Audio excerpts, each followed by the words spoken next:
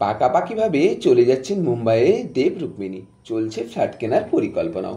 বলিউডে কি তবে ডাক পেলেন? জিৎ প্রসেনজিতের পর দেবও বলিউডে ডাক পেলেন। রুক্মিণীকে নিয়ে ইন্ডাস্ট্রির অন্দরমহলে চর্চার অন্ত নেই।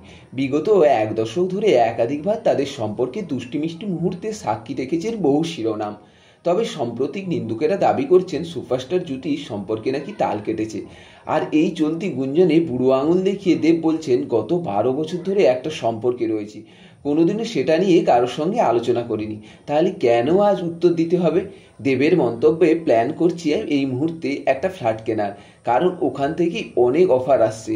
মাসে অন্তত 10টা দিন ওখানে গিয়ে থাকবো। এখন সিনেমা বিক্রি করতে হলে মুম্বাই যেতে হয়, তাছাড়া ফাইট মাস্টার থেকে কোরিওগ্রাফার সব ওখানে।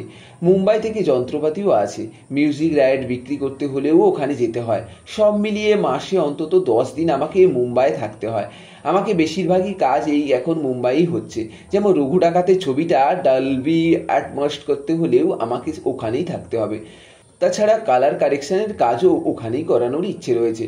আমাদের প্রজাপতি 2 ছবির মিউজিক মিক্সিংয়ের কাজও জিৎ গঙ্গোপাধ্যায় মুম্বাইতেই করেছেন। আমি ওখানে থাকলে কাজের সুবিধেই হবে। তবে যেসব করতে হলে মুম্বাইয়ের হোটেলে থাকতে হয় সেটাও খরচ সাপেক্ষ ব্যাপার। সেসবের জন্য মুম্বাইতে ফ্ল্যাট কেনার চেষ্টা করছি। দেবের কথায় 2001 সালে রুক্মিণী যখন সনক করছেন তখন থেকেই 4-5 মাস মুম্বাইতে যায়, অডিশন দেয়, মিটিং করে, কলকাতায় ফেরে। আসলে ও অনেক দিন ধরেই মুম্বাইতে শিফট করার চেষ্টা করছে। তাছাড়া আমারও মনে হয় রুক্মিণী জাতীয় স্তরের অভিনেত্রী, তাই বন্ধু হিসাবে আমি যদি ওকে না ঠেলি তাহলে অন্যায় হবে।